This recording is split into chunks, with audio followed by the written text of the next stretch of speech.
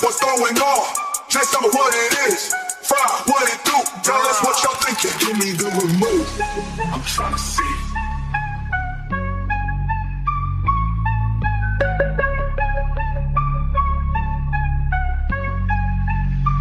Where's my anime? What's going on? Just tell me what it is. Fry, what it do? What y'all thinking? What y'all thinking? What y'all thinking? Where's my anime?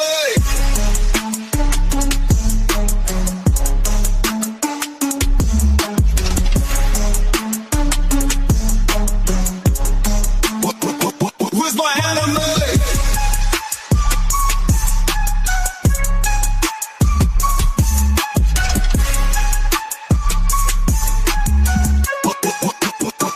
Where's my anime?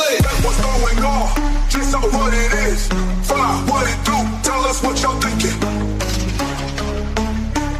Yo, chill, it's right here.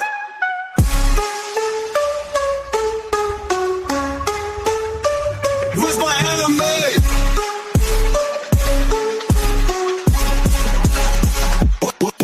Where's my anime? What's going on?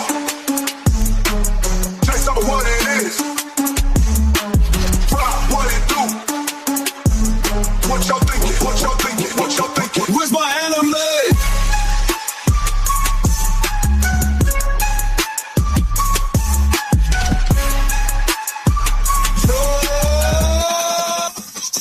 Y'all ready for this?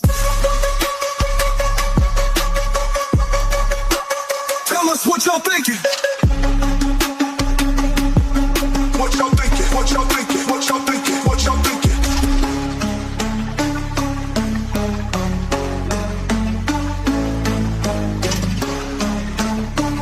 Yo, chill, it's right here. What's going on?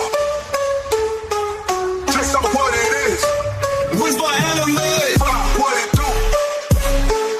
What y'all thinking? What y'all thinking? What y'all thinking? What y'all thinking? Where's my anime?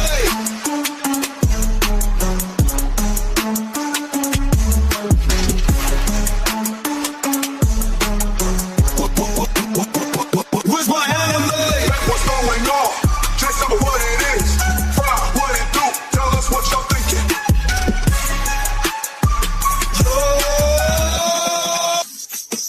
Y'all ready for this?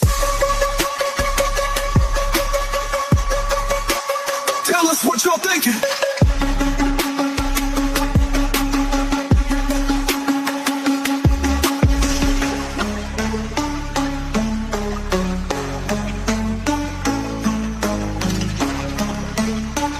Yo, chill, it's right here.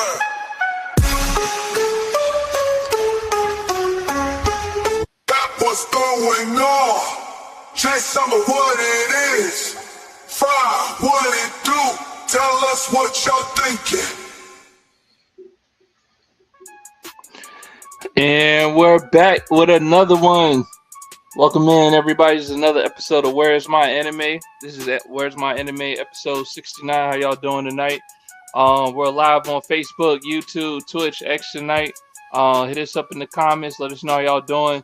I'm here with Dap, the anime review antagonist, and I'm also here with Fry, the manga guy, and Jay Sama, of course.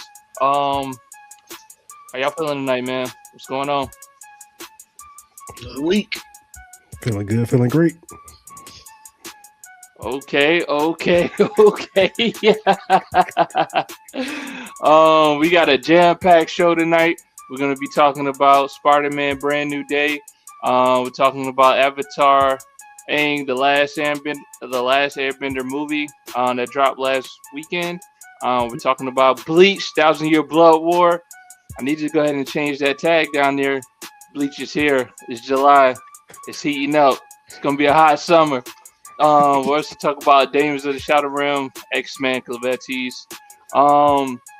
So besides what we're talking about tonight, anybody else watch anything or see anything interesting come out? I know we talked about it before we got on here, but I watched Mortal Kombat 2. Anybody watching? Don't go watch it. It's trash. It's a terrible movie. Holy shit! It was so much worse than I expected. What you rating? Sheesh. Like a 3 out of 10. Yeah, Maybe a 4, because it does have the guy who plays Butcher in it, which he's good, but like he's just like they try to do this whole like Johnny Cage is kind of like a washout actor and all that type of shit.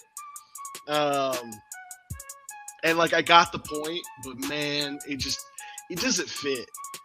Like Johnny Cage is supposed to be, like can't stop fucking talking. He's pissing everybody fucking off with his jokes and all that type of stuff. Also, he's a badass, all that. Like this dude, the moment he gets told that his life's in danger, immediately is like, I'm out. And like while that's reasonable and stuff like that, it's just not Johnny Cage to me. So that part sucked. The guy who was the main character for the first movie, the one who turns out to be a descendant of Scorpion. Yeah. He dies in like the first 30 minutes of the movie. Fatality? Fatality. He gets killed by fucking what's his name? Shao Kahn. Dude, the main the bad guy. Bone. He has the big hammer.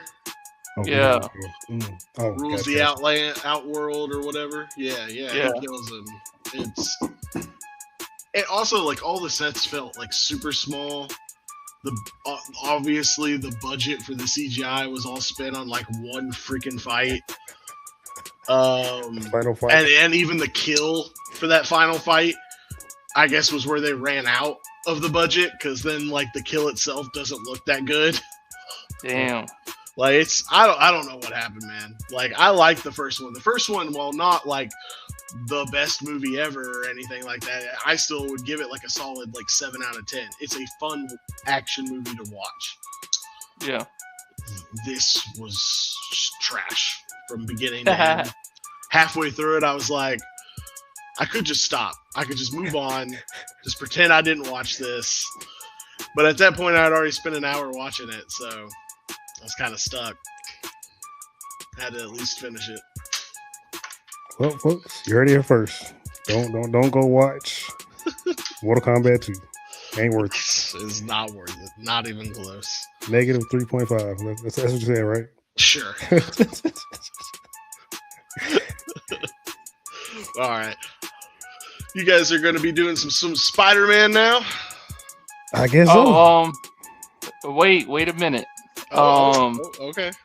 Let me say this, man. I started watching, it's called Orphan Black? Orphan Black's so good. And that shit is a suspense thrill ride that I wasn't ready for. I don't know where that shit's going, man. But the crazy thing about it is I started watching Orphan Black Echo? Oh yeah, there's like a sequel or something. I haven't watched that. Yeah, so the first episode I didn't know which one you had recommended. So I started watching Echoes because it has the same actress as Jessica Jones. Okay. And I was like, I know you like Jessica Jones, you know what I'm saying? You like the actress or whatever. So I was like, maybe he was talking about this one. And I was like, oh no, this doesn't start off at the train station. So I was like, this can't be it. But I had watched the episodes about it, so it was already done. What's going on, Dragon Puppeteer? Can you guys talk about SAO Sword Art Online? Yeah. Not this time, man. We'll do that next Friday. That's when we just talk about open book. Whatever anime, all about anime, if it ain't anime. But we actually got like a set bit of shows that we're going to be talking about tonight. Yeah, for sure. I haven't even watched Sword Art Online. Now I heard it was trash, man. I heard it was trash like after the first 2 seasons. That's what I heard. I mean, I got to finish watching it myself. First season's okay. Yeah. Second season's eh. Third season, which is Gun Gale, is just go by it. And then the newest one, the fourth one, is actually really good. I really enjoy the fourth one. Really? Yeah. All right. Wasn't that 2 seasons of Gun Kill? Well, we'll talk about that later. We got let's talk about Well, I guess Yeah. yeah, it doesn't matter. That's for shoot the shit not. Yeah. Appreciate Thank you though. you. Appreciate you for tuning in. But let's get down to the nitty gritty, man. I guess Friday we'll check you out. Yeah. Peace out. I haven't watched the movie. I am not staying here for this, so I'll be back on. No. Actually, why are you leaving, bro? Y'all like spoilers? What you? No. What you mean? No, this is worse than y'all spoilers. like spoilers. Oh, how we do this? Hold on. You gonna take them off the cam? Yeah. We'll take them off. All right. Man, Get out of here, man. where do you want to start? I don't even know what. For one, I'm gonna just say, great fourth, greats.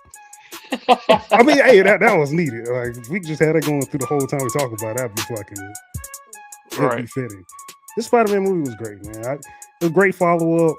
I have nothing negative to say about any of the Tom Holland Spider-Man movies, man. Like, after that movie finished, I was like, damn, man, like, I can't see who would come after Tom Holland and crush being Spider-Man. Like, this dudes were killing it. I do not want anybody else to be Spider-Man right now, dog. Like, he is crushing it. All right, man. All right, let's start off with this. First of all, we get the Spider-Man trailer, right? Yep, and you see the hand, you see the Hulk in it, and then you see, and then you see the what is it called? Him dealing with, actually becoming a spider, right? Like the spider mutation shit. Yeah. Like that's what they hinted towards. Yeah. I watched the movie, and the trailer didn't even fucking matter, and that was a true indicator of how good the movie was. I give you that. Secondly, we have a fucking Spider-Man movie with Jean Grey as the protagonist. Antagonist. A kid. Antagonist. A kid, Jean Grey. Right? Mm-hmm. Untapped Omega level threat mutant as the main antagonist for a Spider-Man movie in 2026. Get the fuck out of here. Let me drop a bomb to that. My mind kept racing. I'm like, what the fuck is a VMAX? Who the fuck knows who in the Spider-Man universe be fucking hopping brains? I'm like, is this Spot? No, they ain't fucking Spot. Like, who the fuck is this character? Like, who is this?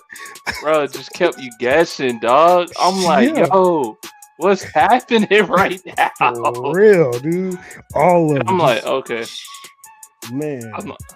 I'm like, yo, so who is one of Spider-Man's foes that have telepathic powers and shit? I couldn't think of anybody. I was like, man, I hope this ain't no bullshit, like no ass grab.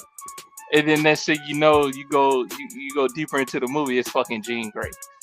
You know what I'm saying? I'm like, all right, man, this is it. Like, this is the one. That's not even the official. How about we officially got mutants in the MCU, but nah, we had that from Deadpool. So this is just the second iteration of having mutants in the MCU now. But man, it's great. And this is a Sony and Marvel collab, right? Like, this isn't just a Marvel movie. This is a Sony and Marvel collab with mutants in it. Yeah. Official Jean Grey, not no, you know what I'm saying? Jean Smith, Jean Dean. Like, this is actually Jean Grey, dog. But I mean, in a way though, I kind of do have to ask: is it Jean Grey though? Like, is this maybe another timeline Jean Grey? Because that part still is kind of in the air. Like, we see that Jean Grey and her sister Sarah Grey got abandoned by their mom because they turned out to be mutants, but we haven't heard about anybody else becoming mutants yet, at least so far in the Spider-Man's universe. So is this like around the book or the quantum? Because I still gotta, that's the other part that's gonna fuck me up too. there's still other Marvel movies that I gotta watch and shows I gotta watch. So I'm probably a little bit out of place. I feel like Quantum didn't kind of put any of that together. Nah, no? It's no direct correlation to mutants being in the Spider-Man, like into the Marvel universe, because we know that this is the Marvel universe, right? Like, you know, the Avengers are there. You know what I'm saying? Like the new Avengers are there, the Thunderbolts are there. Like, so we know from what we've seen in the other Marvel movies, this is to be true. But there's no indication that that there has been any kind of like tampering with the quantum, or, you know, transporting from, you know, different Earths or whatever. Like this is homegrown shit right now. That's what we're seeing. So I was pretty and also, man, I loved Hulk in this movie, dog. I loved everything about Hulk in this movie, man. I was like, you know what? It's about time, because since what was that? Infinity War? When Hulk got beat up by Thanos, like, ain't been the same. He's been on a downward spiral, man. So I'm so happy. I mean, it does. That whole time, that was Bruce Banner tapping into the Hulk. That wasn't the Hulk, like, just, hey, it's just Hulk. Like, there ain't no Bruce Banner to be found. Like, after Thanos fucking put Hulk in his place, Hulk was like, hey, I ain't coming outside to play. The streets ain't for me. I'm on the sidewalk. But after Jean Grey went and tapped in, I guess that's gonna be dope too. Maybe we gonna see that trigger off into Doomsday. Now that Hulk has been brought back out, maybe he's back out to play now. Bruce Banner ain't gonna have that kind of control, regardless of what kind of mechanisms he tries to use to keep Hulk in check. So because maybe, and then also too, man, like you saw, like he was having like that mental breakdown, right? Like even after he turned back into Banner, he was like, nah, this is something else. Like, you know what I'm saying? I can't stop him, get away from me, like type shit. So that's very interesting, man, to see where Hulk goes from here. Super excited about that. And then on top of that, man, when Spider-Man created that inhibitor, all I could think about was damn, what's that? Dr. Sinister's island? Not Genosha, but I forgot all this shit. Damn, I can't think of the name right now. But you know, his little island and shit where he used to put inhibitors on mutants and shit. And that's all I could think of, dog. I was like, oh no. We literally just saw that on X-Men 97 with the tower. Right. Like, he opened up a can of worms with that shit, man. So it's already. Like now, and right, and you know, that technology, the danger control was already using it, you know, to tame Jean Grey. You know what I'm saying? Which kind of begs the question, what did they use on Sarah Grey? You know what I'm saying? If they didn't have that inhibitor.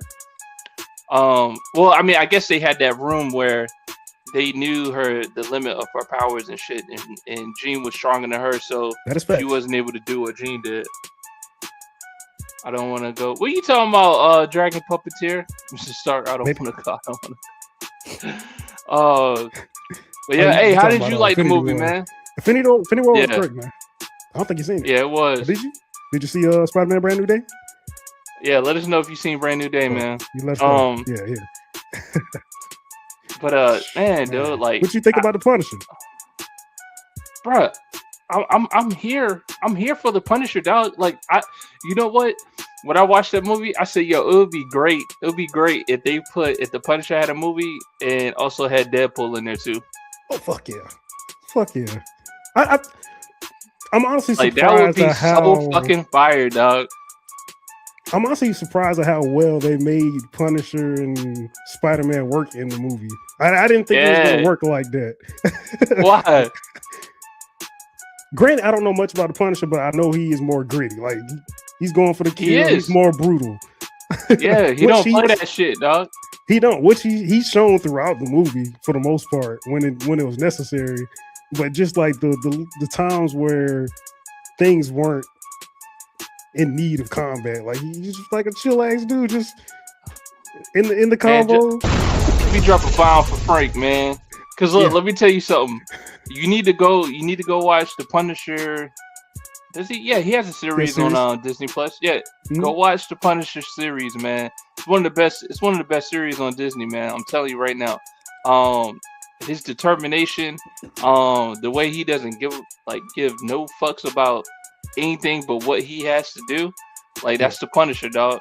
And you kind of see it in this movie, man, where he was just like, you know what, man, hey, if you can't get it done, I'm gonna do it my way. You know what I'm saying? Even before, bro, even before Spider-Man showed up when he was chasing that tank, you know what I'm saying? The motherfucker was ready, dog. So I like the whole interaction. Every scene Frank was in, he killed it. Love it, man. And you know that's my boy from Walking Dead. You know what I'm saying? That's Shane from Walking Dead. So I fucks with him heavy. Yes, sir. Man, I wish they actually had a showdown when we first see Punisher into the series when he was fighting him in the road or Spider-Man was stopping him in the road. I thought it was going to turn into a showdown for a quick second, which I wish it did. But I mean, obviously there was a mission to be done, so it couldn't happen there. But I think that would have been nice though to actually have like a little showdown. Shit! Did you watch the series? So did you know watching the Punisher series that the Staten Island shit, did that shit pop up in the series? I doubt it. Yeah. That was like a unless I missed something. The Staten what's going on, Black Love by Design? Appreciate you for tuning in. That was kind of like a lost segment that happened. So essentially, what happened? I'm not sure if it was in the Daredevil series or the Punisher series, but anyway, Frank got caught up, and you never saw what happened in order for him to get out of the situation. And I'm assuming that kind of like they just tied that in the movie. I'm mad they didn't do like a flashback of him going to Staten Island and shit. But Frank shows up in Daredevil, and I'm not sure if Daredevil shows up in the Punisher series. It kind of just blends together now. But yeah. But the only drawback I had about this movie, and it's a slight drawback, it's just the fact that for me, watching the old Spider-Man cartoon shows in the late 90s, early 2000s or whatever, Man Spider or whatever you want to call him, it was a traumatic experience. Like it was a few episodes long. That's how you know that shit was good, right? Like it just wasn't one episode. Like they had to break it out. So I wish they would have just went in it a little bit more as far as him as far as like the actual mutation goes. But I like how they kind of like played on the hormone levels being above human, and you saw him exhibit those strengths and powers and shit, with the with his webbing, his strength, his spider sense, which was so dope. I watched this movie in 3D. Did it have I got this movie in 3D. I don't know. I didn't watch it in 2D. This shit, I'm telling you, dude, like the web slinging and shit, that shit was amazing, man. Like from a visual standpoint, this movie was so cool. And it was the best 3D movie I watched. I didn't think I was gonna get a lot out of it in 3D, but man, when it came to like the web slinging and then like some of the parts where like he like Scorpion was like throwing his tail and shit, like it really animated it, man. Like it was fire, man. It was dope. It was fucking dope. But yeah, the Man Spider part, that's the only part I was just like, damn, I wish they would have just dug in a little deeper. But you got Jean Grey. What more do you want? we on the exact same page. I said the same thing. I said the same thing. I was like, man, I'm like, okay, when he gonna start sprouting brown hairs and grow more eyes and and arms? Mutate, like, turn into the motherfucking Man Spider. We never got that. We just got the black eyes and all the things that you've already said. But I was like, okay, cool. With everything else that happened, we still got a foundation and an introduction to what's going on with Peter Parker, because it's not like it's got resolved. Like it's still a thing, and it never got resolved.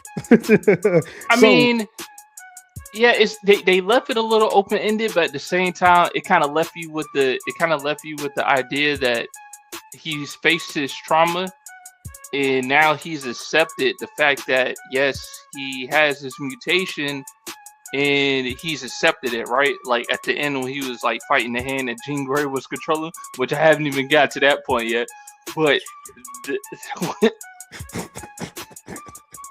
But yeah, they kind of gave you that idea though, like, okay, he's accepted it because the whole time he was trying to block it.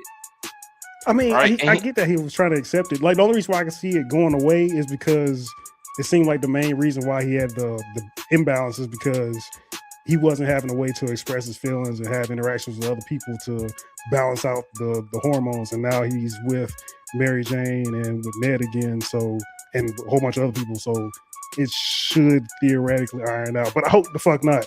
I want to see Man Spider in Doomsday, dog. Like just something triggers, something happens. We get Man Spider for at least fucking 15 minutes, at least, and then either he gets knocked out or something that makes him go back normal. But at least Doom manipulates him or some shit and like brings out Man Spider. Ooh, hey, if there's mutants in that motherfucker and he's like, hey, well, I got a fucking spell that fucking makes fucking mutations go crazy. Snap. That sounds dope. I want to see that now. I probably should have said that. That sounds amazing. Man Spider.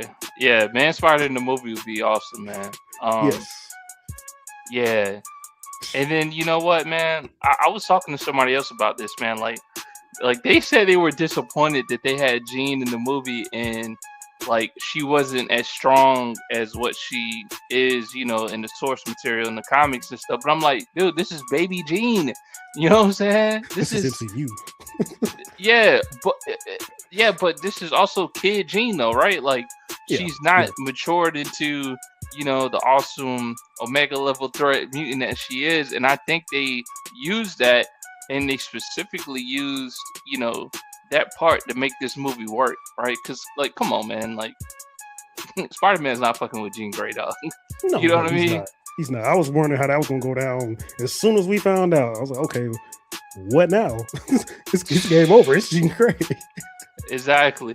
And after you watch this movie, man, the first thing, I think the first thing you text was Chef's Kiss, right? Oh yes. Some of my Chef Kiss moments was Aunt May talking to Jean when he let her come into his mind when she was thinking about killing the Danger Control I guess head guy or whatever. That was such a Spider-Man thing to do. Like it was just like, damn, that's it, they nailed it. You know what I mean? And Aunt May's just talking to Jean, and it's the same conversation that she was having with Peter and his thoughts. So it wasn't like, you know, some made up shit. And it was like they killed that, man. They killed that. What's another Chef's Kiss moment for you? When they were on the fucking rooftop where he got Mary Jane or MJ trying to take her to safety, and that whole little moment thinking that was MJ and it was really Jean that took over. Oh my! Drop a bomb! Drop a bomb! I ain't gonna lie, I had to question that moment too. But I was like, oh shit! Either this is a dude that's really committed to his mind control, or it's a chick. I was like, God damn, that was some sinister ass shit. Yeah, that was cold, man. That was a cold moment. Another Chef's Kiss for me. When Frank and Peter, they're talking in his little fucking boathouse, and Frank was, you know, getting on him about like, that is the stupidest shit I ever seen in my life, because Peter was drinking a cup of coffee with his mask half up. Yeah. And that shit was so funny, man. And then when he was like, do you keep the mask on for her? And he was like, yeah, it's just, you know, I'm paraphrasing, but he was like, yeah, it's better for everybody like that. And Frank was like, you know what I'm saying? Do you think I want this life? This shit was chosen, you know what I'm saying? Like if the people I love every day was still here, I'll try everything in my power to make this shit right every day. You know what I'm saying? I was like, That's Frank, dog. That's Frank, man. He was doing this shit in that scene, bro. That was Frank and she. Shame. Yeah. Oh man, You ain't shit for that one, but yeah, man.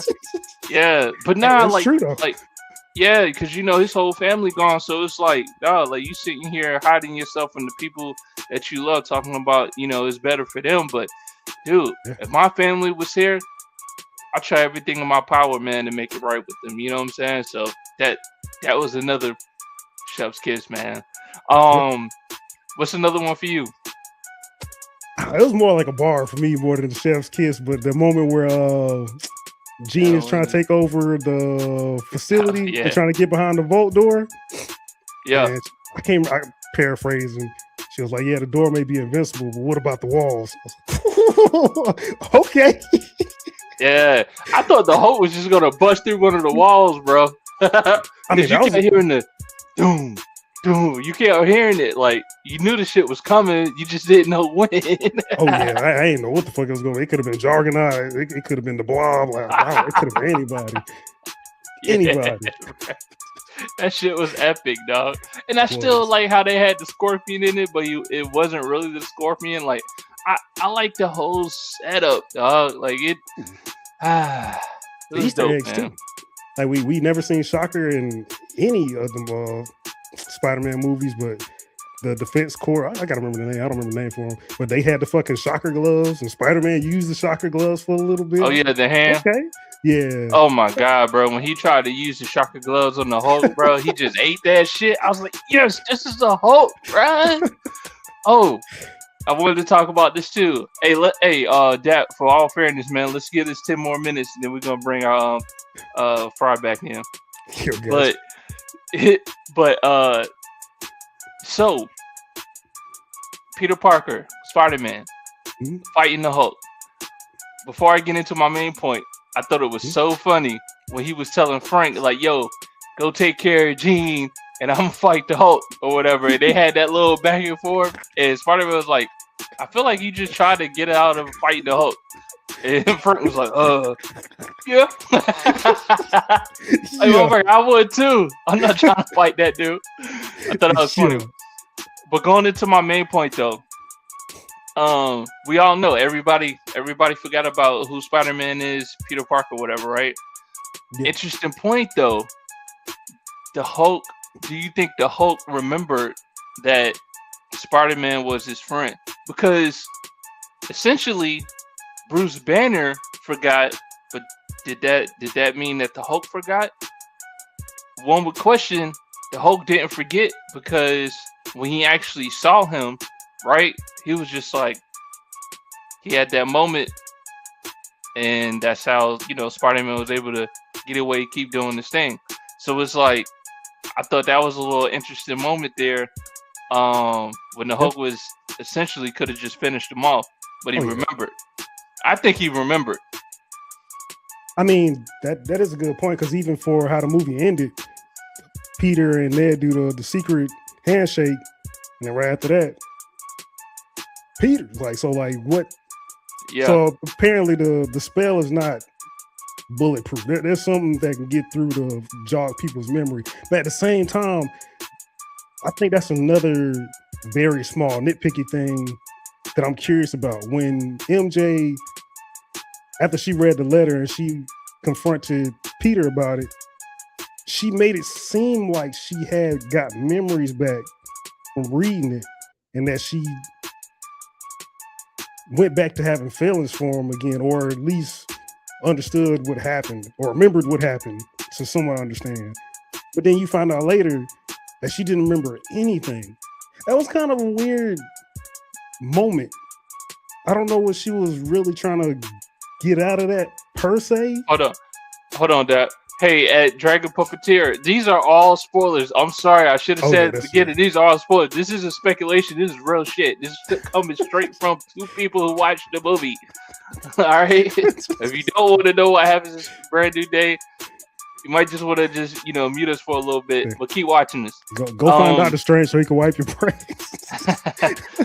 But, yeah, so that's interesting, but at the same time, I don't think she remembered, but I think she had uh empathy for the situation with Peter because Yeah, she did. like she got it right. Like she read the letter. She was just like, damn, like you must have had a great reason, and also not telling me. But it was so such a heart jerk scene when she was like, but I don't love you. Oh yeah, You know what I mean? Oh yeah, the way she even phrased it, she said the person that you did know and did love, like that is literally you. Like to separate yourself from yourself, like that's not yourself. Is crazy. Yeah. And Peter was just like, you know, and then he was talking about Aunt May. I lost somebody very close to me. I didn't want to have to go through that again. And then she was just like, but that was my decision to make. You know what I'm saying? But you don't remember. That's what I don't. That's the part that doesn't make sense to me. Yeah, she don't remember, dog. She don't remember, which is crazy too, because maybe I don't know. I mean, if Ned and Spider-Man, all they had to do was a handshake, and he remembered. Like, damn, man, like Spider-Man was just web slinging you around the city. You couldn't remember that shit. Like, I mean, at first I was thinking it was maybe because of Jean Grey, because she had the memories for whatever reason, that maybe some of it trickled into her. But seeing that other people can't remember anything that happened besides, you know, before they got taken over and then wherever they pop up at, it doesn't seem to be the case, presumably. But I don't know. I don't know. Yeah. I think honestly, Jean Grey could fix that shit. Now that they cool. She could. So, maybe. I don't know how that works. Now you're talking about now you're talking about mind control with mystical wishing powers from that Doctor Strange shit. I don't know what's stronger. Jean Grey. But well, no, that's actually good. That's actually a good debate. Which one is stronger on that one? So yeah, I give that. But evidently, the power of friendship breaks all that shit. Him and Ned. It's such a great movie. At first, I thought I can't remember where it was. I think it was after Peter Parker dropped off Mary Jane, because then after that he started like swinging through the city and stuff. I thought that was gonna be the end of the movie right there, dog. Like the way it was set up, the tone of it, I was like, damn, this is how the movie ends. But I wasn't even upset though. Like I was like wanting more. I was like, damn, this is how the movie ends. And it just picked up. It was almost just like a part 2 of the movie for me. I was like, all right, let's go. Yeah, and you know, it was parts in the movies made you sad. It was parts in the movies that made you happy. It was parts in the movie where you laughed. It was parts of the movie where you was just like, oh shit, this is happening right now. Like I can't. It was unbelievable parts, and that's everything that you want in the movie, man. Mystery, but yeah, mystery. You know what I mean? Suspense. Fight action sequence. Yo, that last action sequence with the hand, bro. That shit is legendary status. That shit's cold. Oh nah, we still got Fried the Manga Guy. He's in the bullpen right now. He didn't watch Brand New Day, so he didn't want to hear the spoilers about it. He in time. But but dude, man, that finishing move, the fucking whole spider net, like that shit was dope. Bro, my dumb ass when he put his hands together, I'm sitting in there, Kame. That shit was starting to look like a fucking Kamehameha way. Dog. Also, man.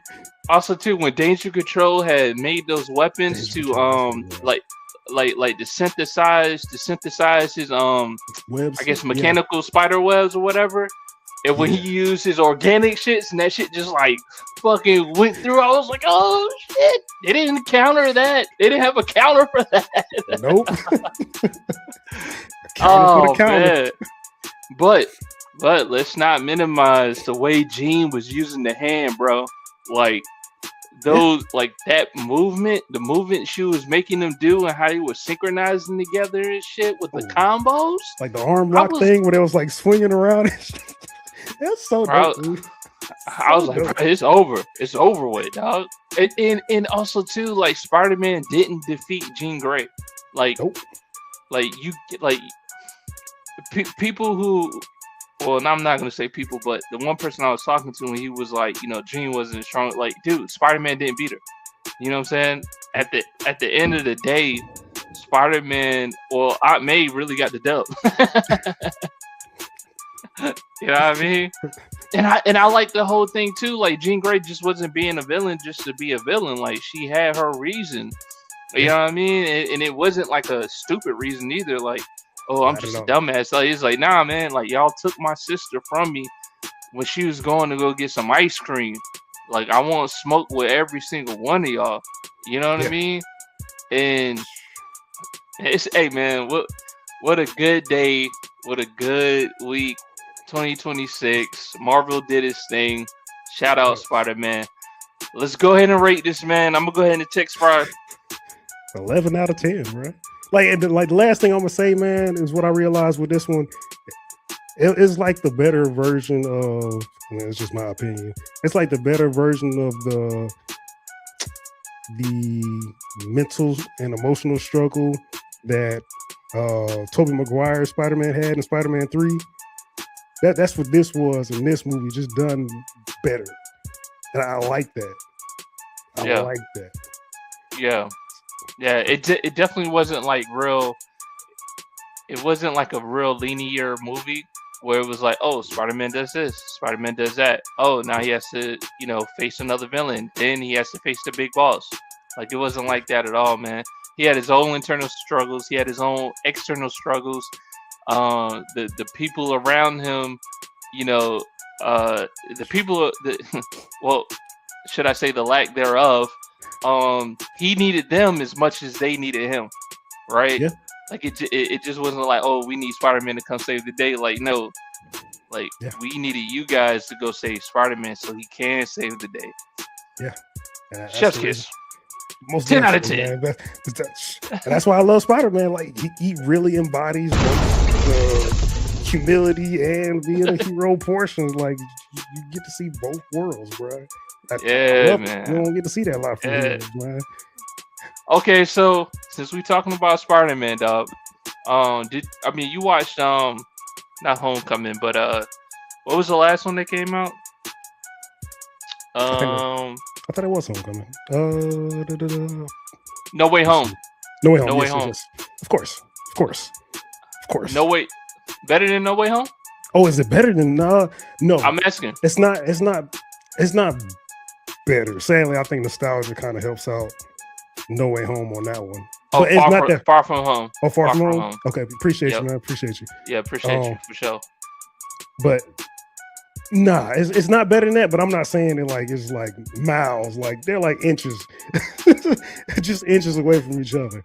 But I still give Far From Home is the best one to me. I'm gonna just say this shit right now, man. This one was better for me because I think that this was a better single Spider-Man movie. It's hard to top a Spider-Man movie that has fucking multiple Spider-Man in it. It is very much all with a mutual goal, right? In the way they interact with, like, it's hard to compete with that. But this is the best solo Spider-Man movie ever fucking made. Tell you that right now. Yes. Fucking yes. I can't wait to watch it again on my TV. 10 out of 10, dog. 10 out of 10, man. Straight up. 11 out of 10, man. Hell yeah. Since Fry's not here. Did you? Damn. Oh, damn, he's back. Man, go back in the corner. Stop talking. Hey, did you remember that part where Spider-Man died? No. He's done it before. He'll do it again. Damn it. Damn, that was another good moment though. I just wanted to talk about that. I just wanted to talk about the ending credits. I'm not gonna say what they were, but did you watch the ending credits? I did. Well, hold on, Fry. Get off for like another 5 minutes. Oh my god! No, come on, man. Just another 5. Hey. Is it? All right. Go ahead. We'll just leave it like this. I mean, I'm not gonna lie. That was that when he did get shot by Punishment, I thought he really was gonna die, dog. I really thought they was about to kill all Spider-Man in the movie. Yeah. Oh shit. Because it was rumors. It was rumors that this was gonna be last one. I didn't even know that. I just how long the movie's been going. Like it just seemed like this is gonna be the end of the movie. Like And I probably actually would have been fine if he did die. I definitely would have been upset. Like I said, Tom Holland has been the best Spider-Man, best series so far. But I probably wouldn't have been mad about that. Depending on how they do Doomsday, I don't think I would have been mad about it. I would have been mad about it only because Spider-Man being Spider-Man, dog. That's just like Batman being shot and him dying like that. Like, you can't kill Spider-Man with a 50 cal bullet. You know what I mean? Like, I mean, he could have like, pushed her out the way instead of jumping in the way. But I mean, that's neither here or there. Yeah, I'm just saying though, man. Like, you know, give a fitting end to a great superhero character. Just don't let him die protecting somebody by a 50 cal bullet. You know what I mean? That's all I'm saying. So I wouldn't have been mad that like the character ended, but I just would have been mad he died like that. You know what I'm saying? Like, let the spider genome take over his body and he loses his mind, and then the only way to stop him is to put him out. Like, something like that. You know what I mean? But not by a 50 cal bullet, bro. The Spider-Man, dog. Heroes be dying from less out here, bro. Yeah, but his Spider-Man senses are like were enhanced. You know what I mean? So, like, I mean, at first I thought he did it for no reason because I mean it was a fucking sniper. I thought it went through him and went through Jean, and we lost Jean. Yeah, I thought we was gonna lose Jean for sure. I was like, damn, I was gonna be sad about that. Yeah. But hey, drop another bomb for Jean. Yo, she was literally breathing for Spider-Man, dog. Did we not see that? That is true. That is true. That is true. Oh my god, man. That is true.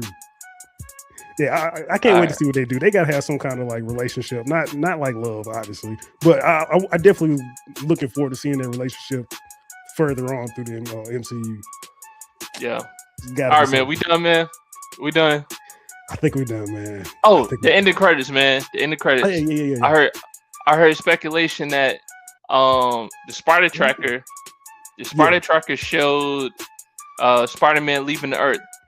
Yeah. Meaning, I don't know if he's gonna be in Doomsday, but from what I've been reading, this is just setting up him being in Secret Wars.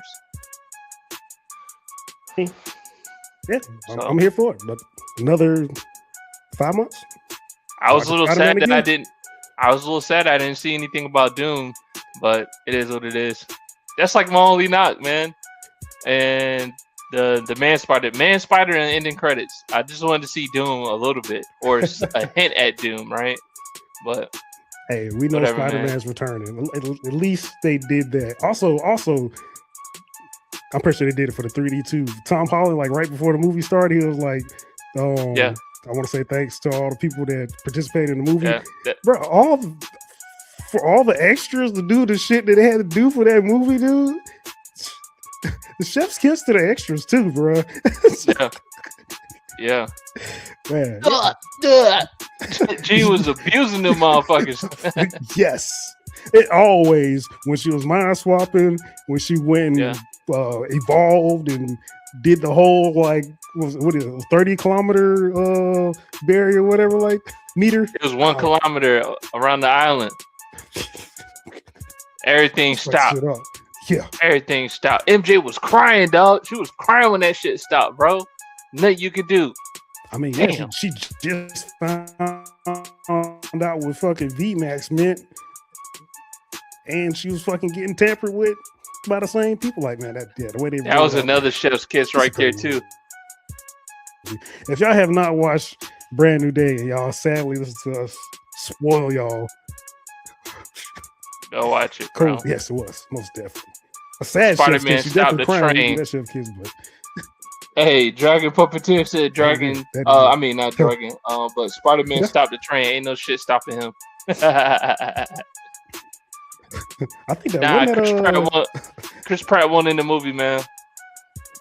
Nah, not this. I'm gonna tell Fry to come back. That would be a pretty wild movie though. Chris Pratt, Star-Lord, Spider-Man, Deadpool. Who else been goofy? He probably even throwing Thor in there. They kind of made him a goofy character now. Yeah. That'd be a wild little movie. That'd be a wild movie.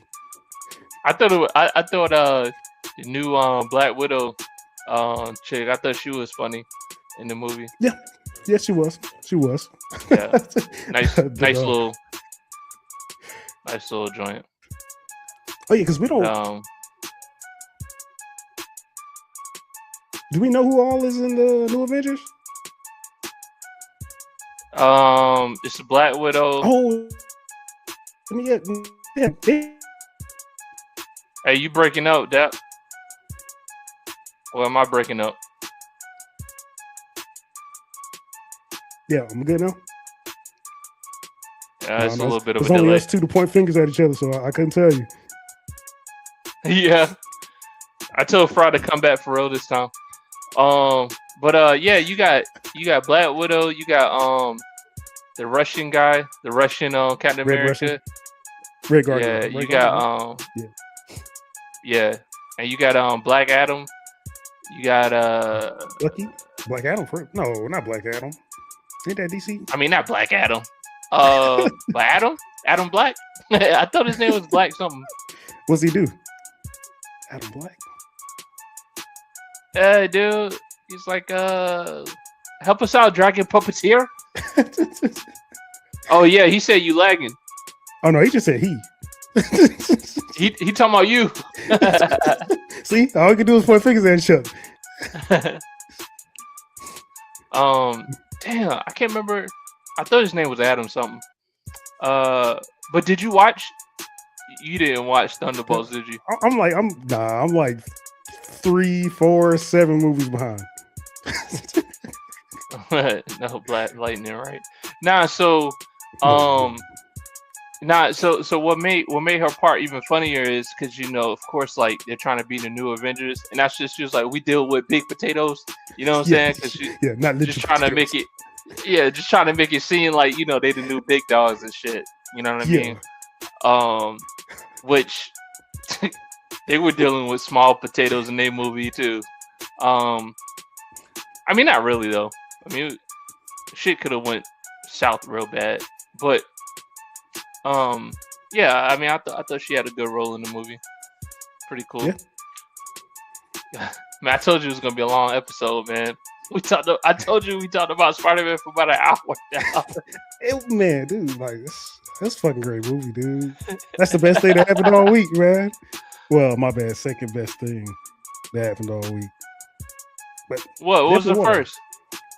Oh man, I can't leave my kids out. I watched them do their thing this week, so that what they do? Band showcasing and championship game for my son's flag football. He won? Yep, they won. Congratulations, down man. And pulled a couple flags. Tell him I said congratulations, man. Will do. Oh, and another thing about Spider-Man. Now I'm just playing Friday. All right, man. We're done with Spider-Man. Oh, Dad, did you give it a 10?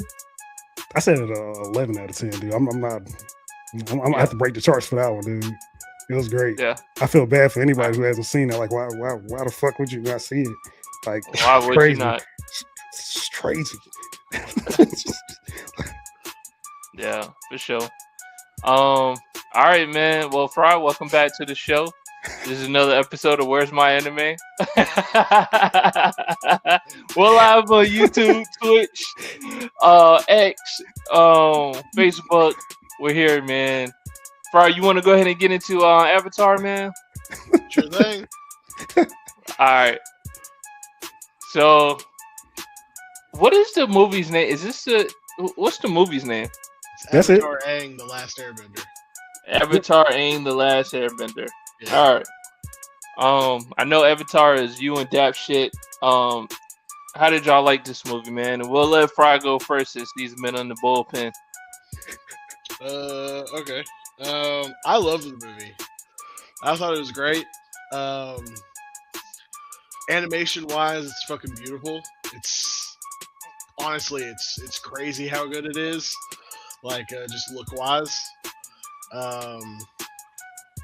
It starts off strong for me. Like you get that nice little fight between Aang and the what are they called? Oh, the non-benders denied. or The the nod, yeah, the nod. denied. I like the Yeah. nod. Yep.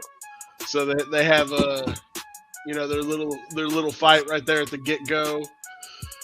It's nothing major, but it definitely like it showed me at least that like the animation was going to be strong throughout the whole fucking movie. So I was pumped right from the get go. And then I think my favorite part is pretty much like right after that, you start getting hit with the little like Easter eggs and nods and stuff like that. Like you see the Cabbage Man not too long after that. The guy who foams at the mouth when he fucking sees the Avatar. You see him His son. with his son. Yeah. Like I'll be right back, guys. Yeah. Okay. Like there's some issues with this movie for sure. Like, Yes, it is. Like I definitely don't want to say like it's perfect or anything like that because it's definitely not. But it is still like good. It's good to see Avatar again. Like it's good that like the comedy's there, the action's there, the good little moments where you realize, oh, this just isn't a kid's show anymore. They're there as well.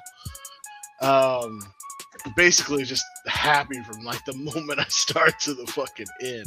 Like I was pumped the whole time, and just I couldn't stop just smiling pretty much throughout the whole movie.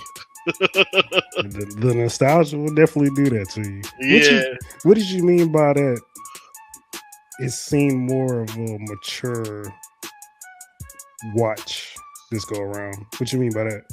Well, I'm not saying like a more mature watch. I'm saying like, so like, obviously Avatar: The Last Airbender was a kid's show, but one of the things I think that makes it such a good show, like, and that it doesn't just get stuck in the, genre of a kid's show, is it treats its audience like actual people. Like it goes, hey, we're going to take things and it's going to be silly and goofy and all that kind of stuff.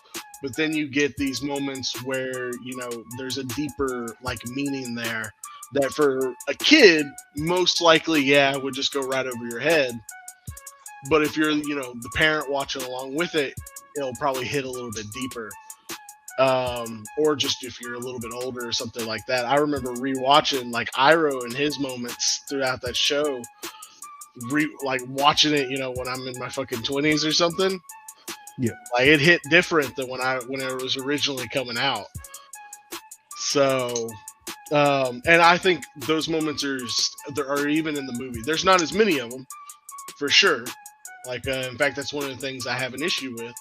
Is I do think like characters like Sokka and Toph are a little bit more one-dimensional. Unfortunately, they don't give them a lot of time to really be anything more than the core focus of their character. So like for Sokka, he's the comedic relief. For Toph, she's the big strong earthbender. Like that's all they really do for them in the movie, unfortunately. Yeah. But the relationship between Aang and Katara, I think, is really well done throughout the movie. And I do like that Katara gets, her moments in the movie. I was a little worried they were just gonna like make it just about Aang. And they do, like he's definitely the prominent focus for the movie, but they do give a little bit more to some of the side characters. Yeah, I kind of said the same thing after watching it. After seeing, because at the end of during the end credits, they show like the gang going out doing other stuff and show like some other characters that we've seen from Avatar: Last Airbender. Granted, I don't remember her name, Suki. but yep. They showed her, and you didn't even have to talk about say. Yep, They show who? Suki's not in the movie at all. Well, she is technically in the very last second of the movie. But she doesn't have any lines or anything like that. You just see her walking with some of the other Kyoshi warriors. Oh, yeah, at the end.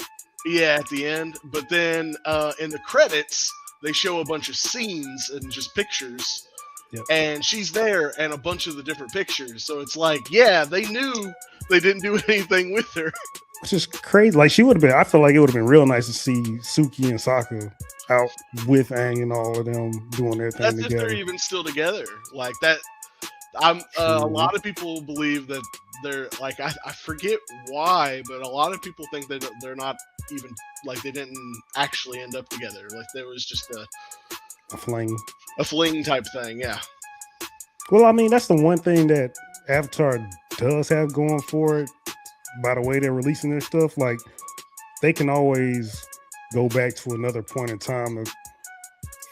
I guess they flush the story to where they want it to be or how it's going to be. That they kind of are set up for that. So I Like guess some it's not Star too Wars bad. shit. Yeah. Because I don't think they didn't say exactly how old everybody was in the movie, right? Or how many years. It's 10 or something like that. Is it 10? Actually, I think they did say it. It might have been like 10. yeah, I think it's supposed to be like 10 or 12 years or something like that. So Aang would have been like 20, 24. No, 22, 24. Something like that. Yeah, Sokka does always somehow forget that Toss blind. I think they did it again in the movie when they're I can't remember the new Airbender's name when they were talking to him and Sokka. I'm pretty sure Sokka did describe how the Airbender looked to Toph, forgetting that she can't see him.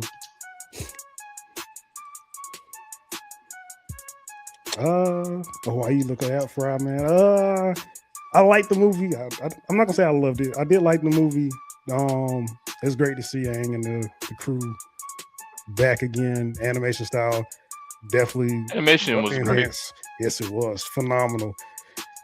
I'm curious because I know they're not using the same one for Seven Havens, so I wonder what made them go that route. Or I don't know. I just know it's not the same. 12 to 13 years. 13 years? Okay, so Yeah, 12, roughly between 12 to 13 years. So he's like 23, 25, somewhere right there. Well, he was 12, so he'd be like 24, 25. And Toph was 11. So So, 24. yeah. So they're not gonna use the same animation style in the new movie? Is that what you're saying? Or the new series? It didn't look like the same art style in Seven Havens. It looked kind of more like the old school style, but like just a little more flushed out and A little, enhanced. I've heard, or like kind of a little chibi, I guess. Like some people have said it's a little bit more cartoony. And in fact, there's a lot of people hating on it online. There's a lot of hate for the new style. Personally, I don't really care. I still thought it looked good. Like as long as it looks as good as it did in the trailer, I'm happy. Yeah. Yeah. I wish I would have seen Katara do some blood bending though.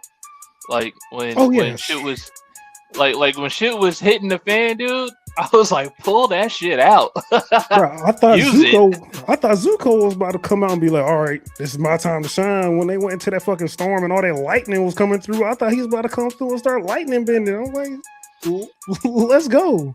Oh, I will say that though, man. Like, sad, I'm kind of more all over the place with this movie, man. I didn't understand that aspect of the movie, man. They made it seem like Aang almost didn't know how to bend. Like he was like kind of half-assing moments where he was having a problem, but like he already has all the solutions to his problem. Like when he was climbing up the mountain or the side of the mountain and he's fucking making rocks come out so he can grab the rocks. Like, why the fuck you need to make a rock come from under your feet and it's just sliding the motherfucker? Okay. Rock elevator. So I will say this. I had that exact same thought. I was like, why aren't you just doing the rock elevator like you did in like they did in Boston Thing, Yeah. they did at Boomy City, all that type of stuff. I do actually have a legitimate, like, I don't know if this is true, but it might be true. So I looked back at those and then I looked at the movie again, and the movie, or like the mountain he's climbing and stuff, it's very rough and there's edges everywhere. Whereas where like Basensei and Bumi's City and all that, it's all very flat, smooth stone. So I'm not saying like that's why. I'm just saying like that might be why. I mean, even then, if you say that, like he's a firebender, like flying is like one of their best things. Well, dude, he also was talking about like how windy it was too. They made a comment on that. But the fire is going down, not up. He's using it to go up. Do you not think air resistance messes with you when you have an engine on the back? I mean, turbulence is a thing. Exactly. He's also the avatar and also an airbender. Like, where are these problems coming from? How you having problems in your element, bro? That's your element. It was giving Korra vibes. I'm not gonna hold you. Honestly, man, sadly, I'd probably say the same. Like, really, like there were moments where he had problems, and I don't see why he had problems.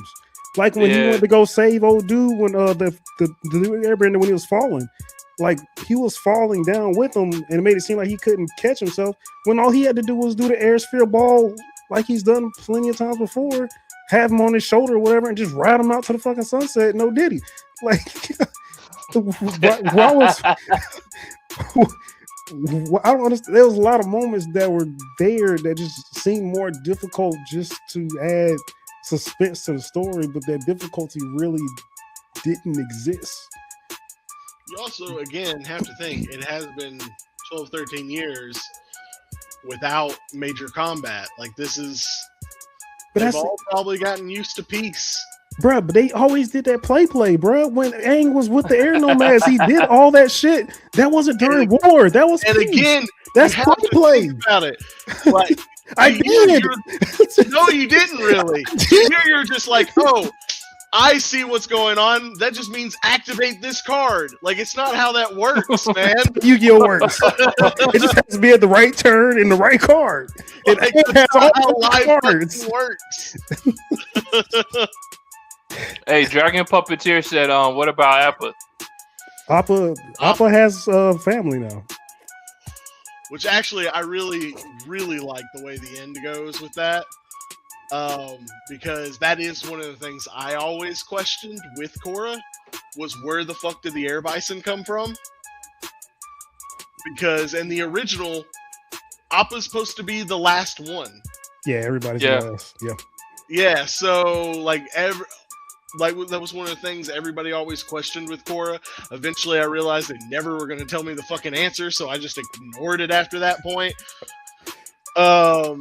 And this answered it. Like, this is where they come from. So I thought that was a whole herd of them. Yeah. Yep. Like that was fucking awesome. It also explains like why they ended up being like at the new air temple that's with Republic City, is because obviously Aang probably brought them, along. Oh yeah. Because now he got the rest of the old denied, as I forgot what he called them.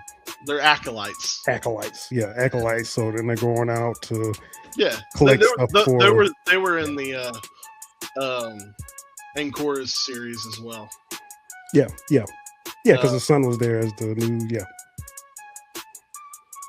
Well, I mean, it wasn't just the son. There was a bunch of non-benders who were also air nomad acolytes that believed in the way of the air nomad and learned their teachings. There was a bunch of them there. Several of them become airbenders when Korra fixes everything.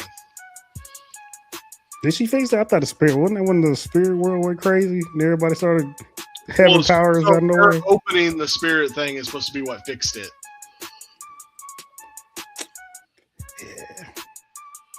That Dragon Puppeteer, that's what this movie explains. Like in Legend of Korra, they never explained how there was more air bison, but in this new movie, they show that there was a flock. I don't know what a herd of air bison's called. A herd? So a herd, I guess.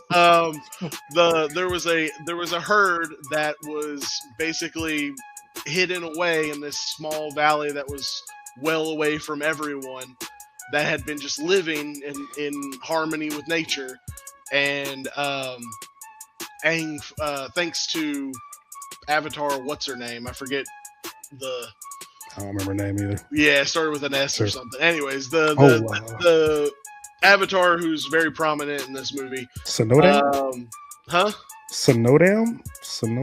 I don't think that's Sonoda? it. It's closer, something like that. She shows him where they're at, and so it allows him to go pick them up and bring them to Republic City or wherever he brought them to. I don't think they actually technically showed us that part, but Nah. and I will also say this: like, this movie sets up Korra so nicely. Like with the Denied, that is that is Amon's group, whatever they were called. Absolute. I don't remember what they're called. Yeah, I don't remember what their name is. It sets them up really well. This whole like bringing back the Airbenders and all that type of stuff. It sets up, the whole spirit stuff. Like, I forget exactly what I saw a comment about the movie, and somebody was like, basically, it rehashed all of Korra's issues or problems and did them all in one movie. Like, it was, and honestly, they weren't completely wrong. It did do a lot of what Korra did. It's just Aang doesn't do it all. He doesn't succeed, whereas Korra is the one who does succeed. Yeah. So I was even expecting more when Aang went Avatar state, and that was kind of lackluster. Yo, Aang and Avatar state he did was use getting his ass Avatar kicked. state like more of a transformation than an actual like the OP moment, unlike in the show. So yeah. I mean, I like that he had more control. Like, we get to see him have more control to go in and out of it when he needs to. That's nice, but like, it still didn't. It didn't move the needle, man. It didn't. It didn't. I think probably one of the main things I kind of didn't like. I didn't like that. Sadly for me, seeing the the new Airbender come in the picture, I was like, damn. There's the villain. I don't know why. You just look like you're gonna fucking be the villain. So I'm already looking at this dude. The villain, yeah. I knew he was a villain right away. I mean, it kind of sucked though. Like, it didn't. He had to be. He was an Airbender. He had to be the villain. I compare movies to movies. Like, it's not like Spider-Man where I'm like, who the fuck is doing all this shit? What is going on? Like, it was just like right there in your face. Like, it really wasn't too many moments where I was like, I wonder what's going on. Like, it really kind of was just straightforward. Like, this is where we're going. Dude, the moment he talked about he talked about the past, about how the air nomads became a police force and all this other stuff. The moment he said that, I went, "Oh, you're the bad guy." Like, the moment he said that, I was like, "There's no such thing as a good police force. You're the bad guy." I thought. Hey man, he just wanted to come back and restore order. That's exactly the bad guy. Yeah, for sure. But I don't know. Can somebody? Cool, but can somebody tell me why this motherfucker was OP though? Like, why was he so OP, man? That is true. Somebody explain that to me. You have to think, this is what an air nomad is, who was essentially bred for war. Like, not really. Yes, really. He was made for war. He wasn't made for war, though. He was. They literally talked about Avatar. They were a police force. Their whole job was to keep order among the whole world. That's war. That's fighting. Yeah, he was the second. Well, I mean, maybe that part helps out too. He was second to the Avatar. Like, the Avatar noticed him as the second in command. Yeah, he was second to the Avatar. However, because, now tell me if I'm getting this wrong. I mean, I perceived in the movie was that the Avatar, just like all the other Avatars, was there to bring balance to the world, right? And to do that, they had a force of air nomads to go out and kind of just be liaisons for the air nomads because what the whole reason happened the moment the police force showed up, someone rebelled against it, and this one, the Earth Kingdom did. Right, the Earth Kingdom did, but he wasn't. But that just further explains my point. They were taken out so viciously because they weren't prepared for war. So it's not like they were preparing for war. That happened. Once again. They did. So this guy was second. So he was already powerful. And then he has his moments where he sees his brothers and sisters die. Okay. And again, like he just talks about how he sees several of them die. Like this isn't their whole army or anything like that. He just sees dozens of them die. This causes him to go dark. This doesn't mean he immediately then got hold of the staff and did his whole thing. We don't know how long the time was before he did get a hold of the staff and did his betrayal of the Avatar. Most likely that took months to years where he was fighting a war with this Earth Kingdom. Okay. Well, I mean, before that though, they did. He did explain that if other nations were having confrontations, that they would intervene. That too.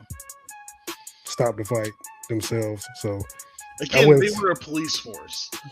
Like they were showing up. They were going, "This isn't right. You need to do what we say." And then they were forcing their authority onto others. Like, yeah, they did it in the name of balance and goodness, but that doesn't make them good. But that don't mean that they were nice at doing it, though. That too. That's all I'm saying. That's true. But anyway, man, I think he was too OP. The techniques again. Like, sorry to cut you off, but it also seemed like they had techniques where, since they were more likely to go into conflict, their techniques were more focused on conflict. Whereas Aang grew up with the Airbenders when they had essentially separated themselves from the other nations. They had created their temples in places that were almost impossible for anyone to get to. That was the whole point of them being where their air temples were.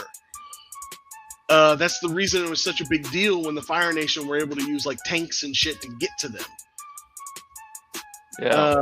So like, you have to think that there was probably these, techniques and stuff that just didn't get passed down to Aang and to the others. And still, like, Aang was, awesome at, airbending and stuff like that. We saw that. But Apparently also, not. when it came to his airbending and everything like Apparently that, not. it was also more non-violent. It was meant to get away from an enemy or to push them away from them. Whereas Zahir's, not Zahir.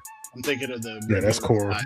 Yeah, Red Lotus guy. I don't remember the Avatar or the Airbender dude from the Avatar movie. His were more meant for combat, for inflicting harm, for ending his enemies. Okay, so let me just stop you right there. No, I'm just playing. Now, all I was gonna say is that, like, when I mean by OP, I don't mean that he was OP against Aang, but I didn't like the fact that he was OP against the whole crew, right? Like, when Aang was off trying to get the staff, like, I mean, he was just washing Katara. Help me out with the names. I can't remember. Zuko. Toph. Like, he was washing them, bro. That's the only thing. I was just like, come on, man. I don't see how you got it. Honestly. Honestly, that was one of my biggest issues. Like, that's also one of the reasons why, like, I kind of hate how they did the side characters. Like, Toph and Sokka are both very one-dimensional.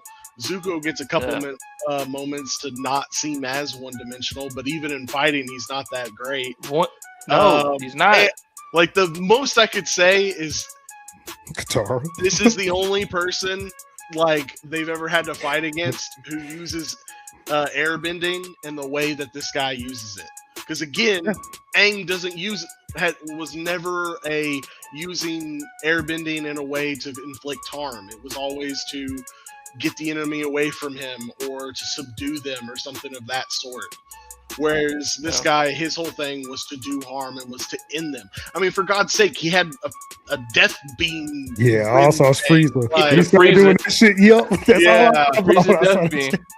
Like, Yeah. something, Aang has never done before. So, Yeah. like that was really, I thought that one was weird. But like, they kind of have to let Toph and them get their fucking asses kicked. Nah, they don't. Nah, they don't. Man, they didn't have to do that. Yeah, they totally did. So for him to He could have got bigger and badder, he still could have got away. I mean, he did. You know what I'm saying? He's after killing them. yeah, that's what I'm saying. Like he could have, like, you know what I'm saying? It could have been a thing where like one of them got like the best of them, but then he managed to get away, and then still prevented them from interfering with him and Aang's interaction. I did like how they incorporated Sokka. I will say that though. They at least gave. I like how they incorporated Sokka. I don't. No, they only have him do this fucking boomerang. No, there was one time where I think either Korra or Toph. I mean Korra, my bad. You mean Katara? Yes, they did like some kind of like path for him, and they slung him along that, and he had his boomerang. He was going in for the swing. Yeah, and then Katara puts ice on it. Yeah, like it's. Yeah. I mean, don't get me wrong. They help each other fight. Like that's what they're gonna do. But like, I personally like they don't have Sokka come up with any plans or anything like that. Sokka is supposed to be the strategist of the team. Yeah. We only see him using boomerang. Like we never see him use the a sword of any sort. True. He does have a sword now. Well, he doesn't. His meteorite sword is lost at the end of the show. But he could have a sword again. Like, he doesn't have to have his meteorite sword. Could have created one. Like, how he created that bike. Exactly. Actually, he created a flame sword, didn't he? I think he created a flame sword in the series way back. Yeah. I don't remember that one. But, yeah, so, I mean, unfortunately, that's my biggest negatives were to how they treat the gang more than like Aang. Like Aang, I think has done really well. I do like the bad guy. I like the story as a whole. I liked getting to see some like older avatars, especially the guy who has a thing with feet. Like he was funny. Yeah. I thought it was, I do like them also expanding on the world, like talking about how there's nothing like as far as the various kingdoms are concerned, there's nothing beyond them, but it's just endless ocean. I thought that was really neat. We also have a new location called the Endless Storm. Like that's something that's never talked about in either series. Yeah, everybody know about it. and Turtle Island, Lion Turtle Island. Yeah. So like, all neat things. Did you guys find it interesting that after the denied got their airbending powers, they were just fucking bending shit up all the time? I mean, not all the time, but like in that whole fight sequence, like it was no learning curve to that shit. They was just straight bending their ass off. Yep. That's how it worked when other people got their airbending too. Like suddenly they were able to use it super well. Like Zahir literally suddenly was able to take out people who had been training, their whole lives with their bending. And Zahir was a non-bender until that moment. Like, it's whatever. I didn't like that, but yeah, it's understandable. Like, I get why. It's tolerable. Yeah, I don't know about understandable, but you tolerate it. They've done it before; they'll do it again. Otherwise, it just like there wouldn't have been any point in giving them powers. You would have had to make it like I would have liked if they would have showed them making mistakes while fighting. That would have been cool. Yeah. Yeah. But Like one movie I just watched. Yeah. Very much. All right, man.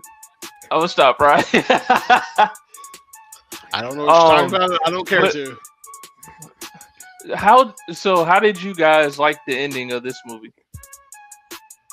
I like it. Like the last fight sequence, and then Aang and I don't like the his last that Airbender. he just transforms.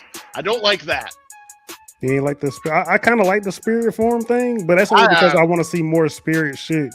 Like, since it's so important to the series, I was glad to see more of it introduced, but I still don't think the way it was executed was still exactly what I'm looking for. Yeah, like I would have been okay if maybe like by imbuing the spirit energy into him, maybe he could bend significantly more powerful like energy or something.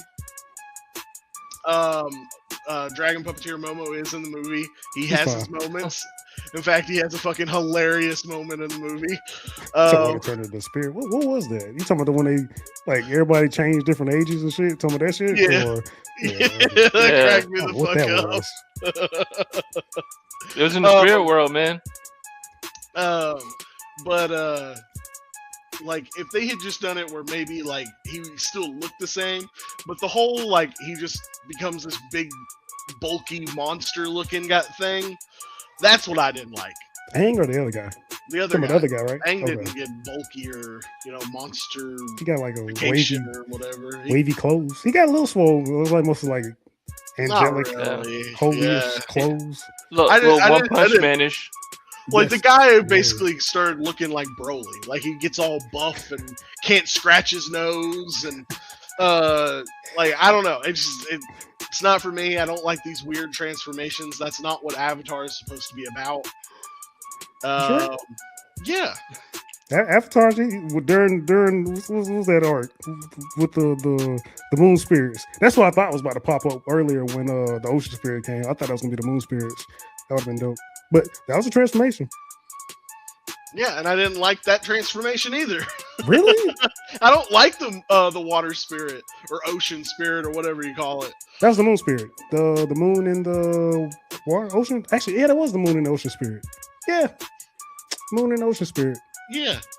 And then you had the other one with the. Brian still don't give a shit. Yeah, because the moon was Sokka's girlfriend. Yep, but she died. Yeah. That's right. Well, I don't think they were girlfriends. They just liked each other. But yeah, whatever. He calls her his girlfriend in the show. Did he? Damn. Because literally Sokka, Zuko are in the air balloon, and he goes, "My first girlfriend turned into the moon and died." And then that's when Zuko, with nothing else left to say, goes, "That's rough, buddy." That sounds accurate. It became an iconic moment in the show. But yeah, I mean, it's okay. Like when you're a kid and stuff, it's really cool. But like again, that little transformation comes more from like Aang loses himself in the moment. Like, and then when it becomes like when he becomes, into the Avatar state and stuff like that, like he doesn't get huge and buff or anything like that. Yeah, his eyes glow, but that's supposed to be because Rava and all that shit.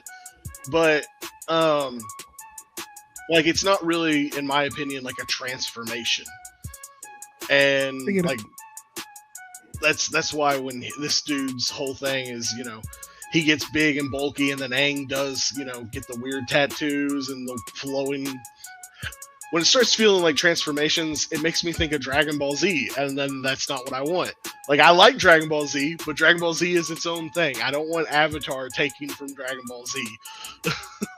I mean, yeah, that's kind of hard. I wouldn't say that. It's definitely more unique. But I will say, though, hopefully in the future, especially at least with Seven Havens, since I think that might be the only thing, or potentially one of the only things left.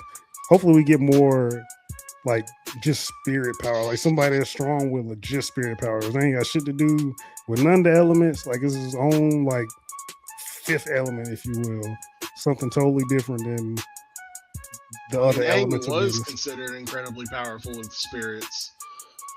Like that was one of the reasons why he has his airbending tattoos.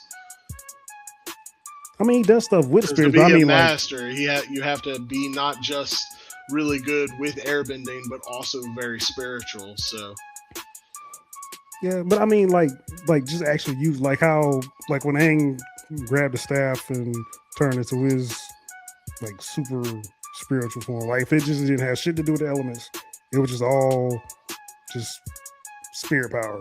Where the fuck spirit power is. yeah, but see, that's what I don't want. I don't want that at all. Why not? I mean, I'm not saying with the I don't think transformation. I'm just saying I want to see somebody with just spiritual power that's on the Like same tier. I it's like not the higher than spirit elements. stuff when you think of somebody like Like the bear and what's her shit. name from Korra. The girl who was very spiritually gifted, and so she was able to like astral project and stuff like that. I like that stuff, but I don't want this whole, oh, I have this special staff I can imbue spirit energy into it and just do super bombs and stuff. Like I don't want that. Like I like the air bending and the other elemental bendings because it feels more like a martial art, and it becomes It is. exactly it is. And that's the reason it feels that way and it feels good. But with the spiritual energy, it just becomes fucking magic. And don't get me wrong, I like magic, but that's not what I want in this. I mean, I wouldn't say it would have to be magic. It would just be like a really like a different tier airbender. It just Like becomes magic, dude. I said magic. Because it's Like bending earth, fire, water, and rock isn't already looking like magic. I mean, yes, 100% you can say that, but it also has its own, like, we understand how it works. Like, it comes through the movements and the bit and all that. Like, all these different, like, there's rules to it. And, of course, magic can have its own rules. But that's what I'm saying. When you start creating this more, like, fifth side that only some people can access, and you can only access if you're special in some weird way or whatever, I think it hurts the Avatar universe as a whole. That's the reason I'm saying, like, if you want the spirit stuff, then keep it to what it's been. Keep it to, you know, the astral projection, going into the spirit world, being able to communicate with the spirits. Keep it to that. That's good and interesting and creates these neat little stories. But when you start doing it where, like, oh, through my power of spirit combined or some nonsense, I have this special power now. That's stupid. Spirit gun. Hey, so what if?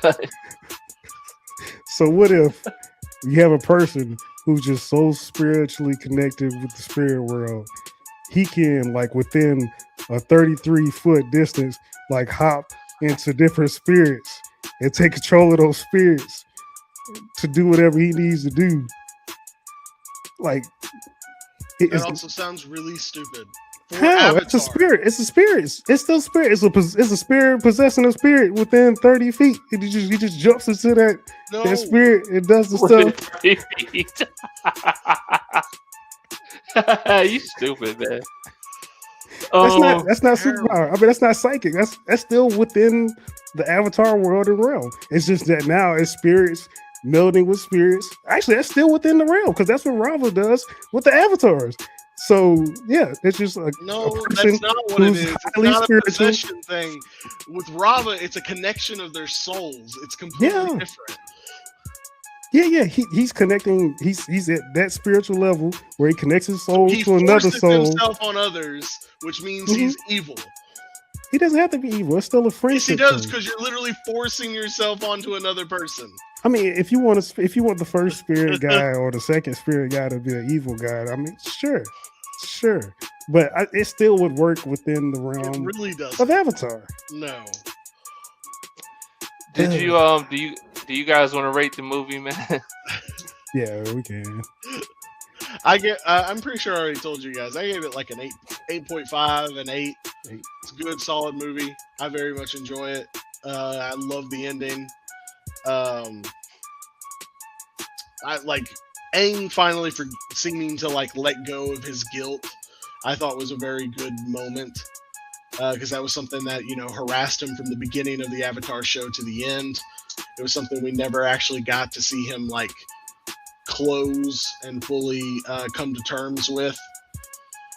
So getting to see that in the movie, I thought that was just it was a good moment for him.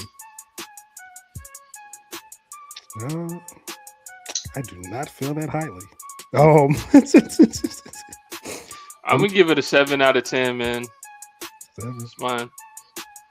Yeah, I'm honestly like 6.5 to be honest with you. It's okay. It's okay. We're good. Any closing comments on Avatar? I can't wait for fucking 7 Havens. Ugh. Ooh, yeah, that's nice. I'm telling you, man. I'm telling you, that works. Like 33 feet, like the person with the spiritual powers to be able to jump into another spirit to go around and do stuff. It works. It does. It works. Nope. And then if there's another spirit within the 33 feet to that one, like it works. It really works. It really doesn't. All right, man. Hey, Puppeteer, what you talking about? Watermelon, air melon? What are you talking about, man? Watermelons, dude. That's cabbage. No, never mind. I mixed them up. I was about to talk about the cabbage guy. There is a moment at the near the end of the series where they do the Melon Lord, where that's supposed to be Ozai, because they're all training to fight Ozai since the comet's about to come in a couple days. So they have the Melon Lord, and Toph plays the Melon Lord and makes funny noises and I don't remember that. mwahaha moments. I don't remember none of that shit. I don't remember that. The elemental melons. Elemental melons. All right, man. Well, Come on, Bleach. now we about to get into Bleach, but we got what? All right, we got some more time. Y'all ready to get into Bleach? Sure. Yeah, we got to get into something that we actually had on the lineup, right? We ain't talking about shit on the actual lineup. You guys took an hour to talk about Spider-Man. If only you would know why. I told that, man. I was like, dude, I'm telling you, man, we could probably spend an hour talking about Spider-Man. It could have been He was just like, a whole nah. 2 hours. Oh, we're good. I know we're not. But anyway, we got Bleach 1000 Year Blood War Season 4, the final season, came back on the 25th of July, Episode 1, God of Thunder. That's what the fuck. I'm gonna be honest with you guys, man. Like, it was a little underwhelming for me. Y'all know I fuck with Bleach heavy. That's one of my favorite animes. This episode, man, like, I watched it and I was just waiting. I was waiting on something. I was just waiting on it to like actually get good. So they came out with a soft. They came out with a soft heater, man, and hopefully next episode heats up a little bit better, man. But it's always good to see Yoruichi fighting. I like the fact that they went back to that fight. Uehara showed up. You know what I mean? Did a little shot in the ass. Got her back on her feet. And I mean, the animation is still beautiful. I mean, animation's top tier. But jiggle. You know, I don't really have a lot of positive things to say about this episode, other than the fact that Bleach is here and I'm excited for the next episode. Yeah, I mean, I'm surprised you said that because like it literally jumps right into the fight. But yeah, man. damn, it's not always about fighting. With you, it is. It's not always about fighting, man. I just assumed that they jumped right into a sheet of fighting in that it's Yahweh, right? Nah, that's like his right hand man. I thought it was his son. But yeah, he got the eyes and shit. I forgot how that shit works. With that whole thing going down. But it's honestly that was kind of one of my negatives right there because he had the fucking kill shot right fucking there. And you already talking about, I can see everything you do. But then all of a sudden, he does something that he didn't see him about to do. And then he gets away from getting the kill shot on Ashita. I'm like, what the fuck was that? They also have already established that he doesn't see everything. Yeah, But he at the doesn't same care. time, he had a whole bunch of fucking arrows get shot at him. He dodged all them motherfuckers cleanly. And then this one time when some arrows come through that he could have just dodged and fucking hit Ashita in the fucking head like he was going to, not the fucking shoulder. Fucking shoulder shit with Bleach, bruh. What the fuck is up with Bleach and shoulders, bruh? Go for the fucking Cultural head, thing, man. You wouldn't know. man. Every time you Hey man, Oh, is that what there'll be no Chad slander on this chat, man. I don't think that's slander. Oh, I mean, he's so weak that he has to go fight statues. It was gonna be Which a is solo still a moment. problem. Which is still a problem. Yeah, because apparently he's so weak he needs backup to fight statues. Oh no, he came out of nowhere. He didn't call for it. Like the dude literally came out of nowhere. He's like, "Oh yeah, I sent It's you called the person who wrote the pressure for story. it." Huh? The person who wrote the story was like, Chad needs help. Here comes a dude out of nowhere. Man. True. Chad about to get busy, man. El Diablo. We'll definitely see. Since he said he Or has to he pave may the about way. to get busy too. Nah, bro. Ichigo was already carrying her ass. Like, even with the one moment where she put up the shield to stop the statue from stabbing down on him, she couldn't even use her shield because Chad already done broke the sword and got them out the way. Like Chad and Orihime.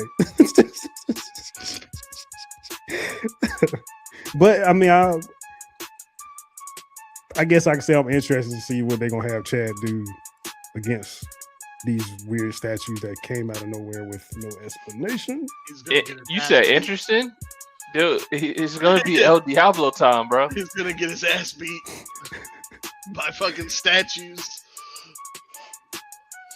Nah. Oh god. I mean, honestly, I thought the episode was pretty mid. Those are facts, Dragon Puppeteer. Those are facts. I don't know why he insists that he can see everything.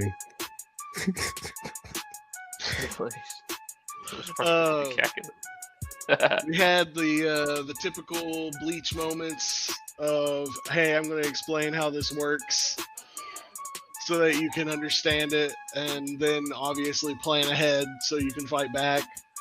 And then, oh, woes and behold, right when you think the person's defeated, they're going to show up with a brand new form, and next episode explain to you how it works. I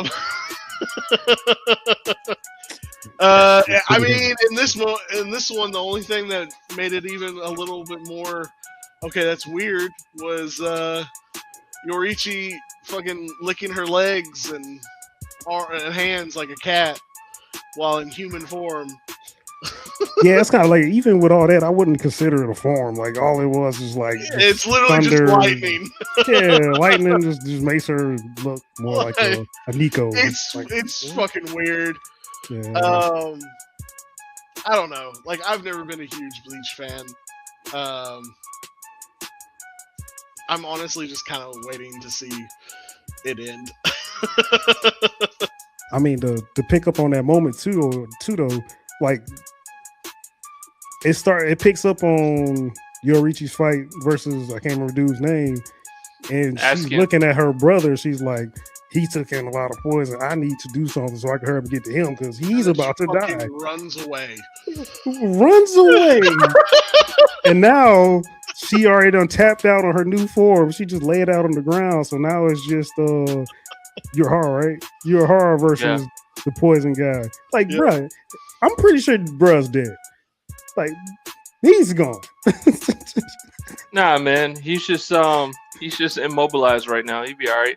But this is another reason why, man, like, Bleach is so great, because even when they explain their powers, man, and they illustrate it and use them, like, it's still a masterpiece when they put it all together.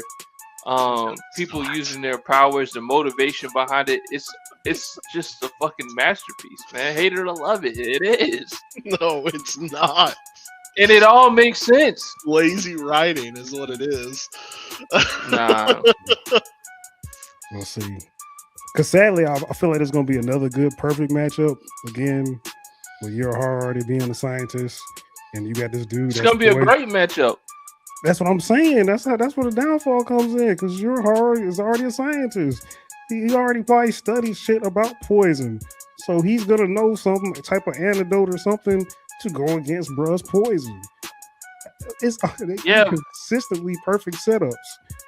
But it wasn't a perfect setup because Urahara wasn't his first opponent, and right? It's not technically poison. What was it? It's still I mean, kind of like it's weird. It is poison, man. It's changing the like your oh, it was changing like their spiritual pressure, right? Make it it deals with it's like he can analyze your spiritual pressure, and he lowers or raises your fatality percentage or what. But like, it's weird. It's not technically a poison, but it basically works like a poison. Again, I thought he could even turn. I thought he could even turn like your blood into poison. Yeah, like that because he's not. It's not poison. He's making it where your blood is fatal to you. Like again, it works like poison, but it's not poison. Like I hate it.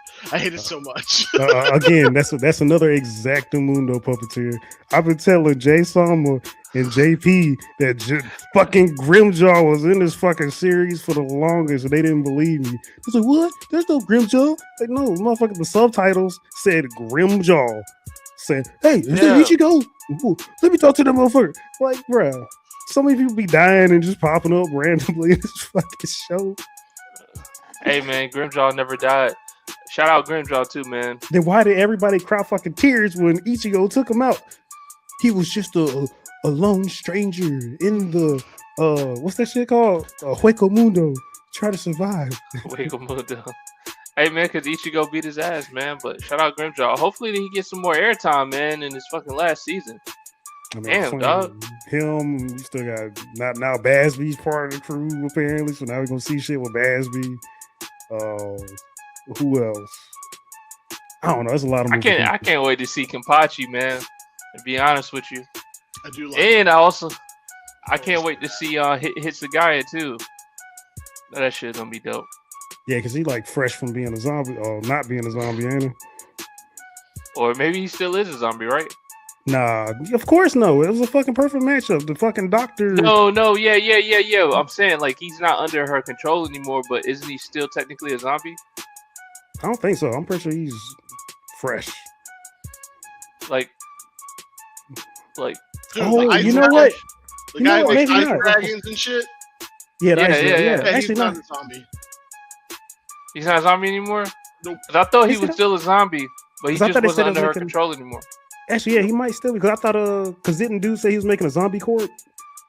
Like, yeah. My understanding is that he was able to reverse the zombie virus thingy. So they're not zombies anymore. I do remember that too. Yeah. Which, I mean, I did watch the first 3 seasons of this like 2 weeks ago. So I mean, it will be more fresh on yours than mine. Yeah. But he did say he was making a zombie court though, right? I definitely remember that. Well, he had already made them. That was the half hollow people. Half hollow people? Yeah. Hollow mask bullshit. The Arankars? Sure. I don't fucking remember their names. Yeah, because he had what was that one looking weird? Nah, I don't know if they were on Arankars or not, but it was some of them from Hueco Mundo. It's the ones that have the part of their face is covered in a hollow mask. It's those guys. Yeah, those are Arankars. Then them. I can't remember. Yeah. Nah. Hey man, hey Dragon Puppet, hey man, you going a little too hard on my Bleach show, man. But I will agree, Central 46 is the most useless government in anime history. Hey, I think we only get like 3 episodes. We actually see like somebody talking to them or somebody actually being in there. Like they don't really do shit. I don't even remember that. I mean, we finally got the. What? Go ahead. I was gonna say we finally got the plot for what damn, what's the main Quincy dude? What their main objective is? We finally got that this episode. Oh yeah. Oh, there he is. They said that last season. Oh, did they? Yeah. Yeah. Multiple times. I thought it was just to kill all the fucking Soul Reapers. Nah, I mean, I guess they kind of like hint at it at the beginning of the final or the second to final season, but they say like definitely closer to the end. Like his end goal is to destroy all 3 worlds and remake it in his own fucking image. Yeah. You know, the same villain type shit. Is, yeah. Yeah. Yes, that That's is on Ichigo anime. Puppeteer. That's not on Bleach. That's on anime. I was talking about Dragon Puppeteer. I'm like, yeah, that is Ichigo. That fucking is Ichigo. Nah, that is not Ichigo, dog. Testicle 2-0, Testicle, whatever the fuck he is. No, man, that's not his tactics. His tactics are to suddenly be born with the power that was always there, and then suddenly he has it and can fight. That too. It's all part of Aizen's plan, man. With that being said, man, let's go ahead and rate this episode, and hopefully we can get into Demons of the Shadow Realm, and we'll wrap up the show tonight. You think we gonna squeeze Demons in 10 minutes? Maybe motherfucking Demons. Demons been going hard, bro. That's what I'm saying. It's been going hard. Yeah, maybe not. I give it a 6. Yeah, I was gonna give it a 6. Probably rough too. But, yeah. I give it a 5. It was bland. Wasn't anything special. All right, we'll give him 1,000 Year Blood War Season 4 Episode 1. 2 6s and 1 5. This is a great. Nice. It's a great start. Yay! Boy. It's mid, man. It's mid. I can't even hold you on that. It's mid, but it's gonna get better. Already though. Did you guys want to talk about one more anime before we get out of here? I think we could probably chop up one more. I don't think so. We could maybe do X-Men. Then again, I'm going to talk about fucking Gambit the whole time.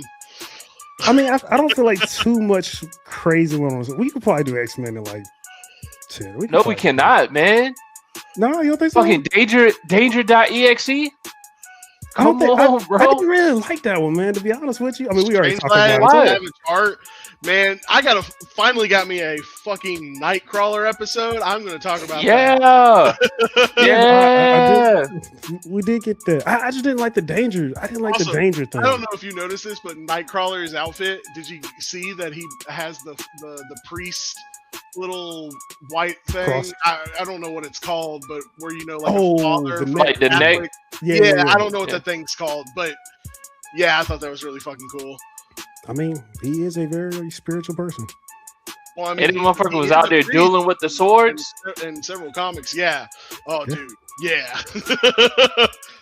And then of course, the end of that one. Fuck it, we're already talking about it. There's no point. And also at the end of that one, they Apocalypse's body. Yeah, that was crazy. Shriveled up raisin? Yeah. Shriveled up raisin. Shriveled up raisin? Yeah. And then, of course, showing the card at the end. Disintegrating. I'm still kind of confused with that because we saw Apocalypse. So what's happening? I have no fucking idea. I never seen Gambit as the what you call it, the 4 horsemen. So I have no idea. So Gambit has only ever became the Horseman of Death, and when he becomes the Horseman of Death, he usually like his powers do change, and he basically like causes things to turn to dust. So disintegrate stuff. Basically. So him becoming a horseman wasn't surprising. When you see that at the end of episode 7, And though I do think it's stupid when fucking Apocalypse is like, more power! And then he's the one who pushes the fucking thing. That was the stupidest little moment. I was like, why are you screaming? You're the one doing it. He was hype, bro. Like he was hyping himself up. I guess. But so him becoming the Horseman wasn't that big of a surprise. I will say this though, he usually doesn't have, from my understanding, he doesn't have red eyes when he becomes the Horseman. His eyes go just completely black. I might be wrong on that, but that's from what I remember. So him still having like the red eyes or whatever, I thought was kind of cool. I just assumed they were, trying to go more their own style type stuff. Now, the thing that kind of confuses me is like from my understanding, like when Gambit becomes the Horseman of Death, he essentially does it thinking he can trick Apocalypse and basically like betray him from the inside. That obviously doesn't work, and he gets brainwashed and he becomes a Horseman of Death, and he truly is a Horseman. He's like brutally slaughtering other X-Men and shit like that. The only reason he ends up getting like kind of out of the brainwashing is because he gets ordered to kill Rogue, which of course is his number one boo. He can't do that shit, so that actually like pulls him out of it a little bit and stuff like that. But we don't have that part yet. So if he's the one who's killed Apocalypse, I'm gonna be very like, what the fuck's going on? But then again, I'm already what the fuck's going on, because who the fuck killed Apocalypse?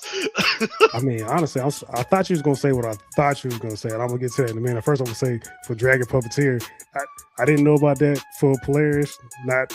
Comments not mentioning who her dad was, but it kind of makes sense if I'm not mistaken. Polarity is in the realm of magnetism, so I mean, it makes sense with no notes. I never knew they argued about it. My first introduction to Polaris was that that TV show. Anyway, she's in it. She's one of the characters in it, and it hints that she's Magneto's daughter, which I then looked up. Was it live action? Yeah, it was. What, Heroes or something? It was like Heroes, but it wasn't Heroes. Here, let me do it. You heard about that one? Yeah, they had a few live action joints that didn't survive. It was The Gifted. It was on Fox for like 2 seasons. Yeah. She was one of the main characters in it. She doesn't have like the stark green hair like they show. And of course, she doesn't have the 90s fucking do in that, because that came out like back in 2017, 2018, somewhere around then. Yeah. But she was, really cool. So, like, that was my first introduction to her. So that wasn't a big surprise, but I thought it was fucking cool. I will also say this, though. She's not supposed to be as powerful as Magneto, so I'm wondering if X-Men 97 is going to change that. She's a alpha-ranked mutant, whereas Magneto is an omega. Yeah. So, but it looks like they might be trying to set her up for... She basically has a... like, maybe she has, like, a mental block or something, is my thought process. Yeah. Like, since she's always been, I don't want to be my father type stuff, but that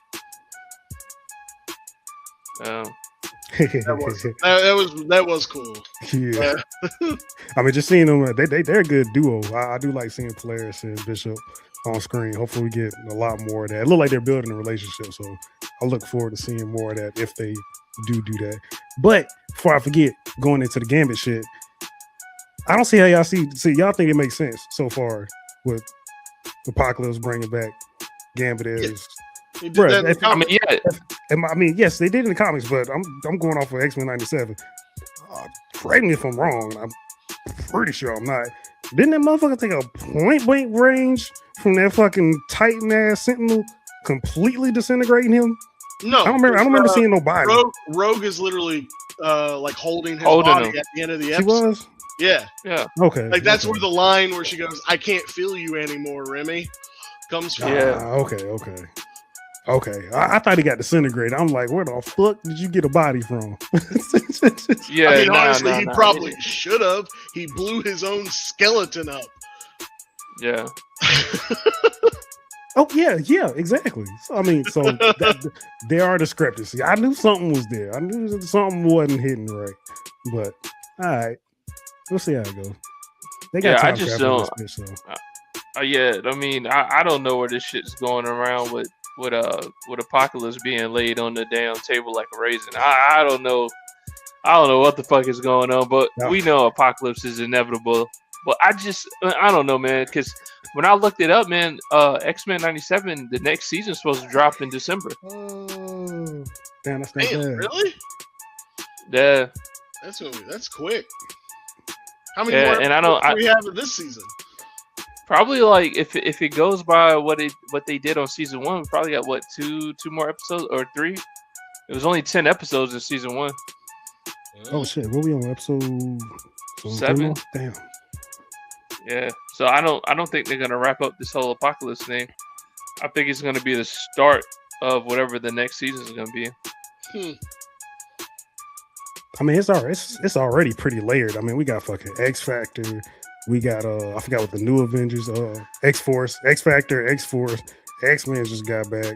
Apocalypse. X Corp. Oh yeah, well, that yeah. was one of the things. Before we go, I'm wondering if if this is supposed to be the lead up to Krakoa. That's the Mutant Island too, right? Yeah, That's that's the one Mutant where Island. That's Xavier- the Mutant Island when Xavier. He doesn't really go. I don't want to say he's like evil, but he definitely becomes a lot more mutants first, Yeah. humans last. Yeah. Isn't he like and giving that- out resources to like everybody else and kind of like withholding Yeah, shit? he's selling like pills and shit to humanity. Yeah. Basically like you can take our pills, which will give you like longer lifespans and all this other shit, but you have to leave us the fuck alone.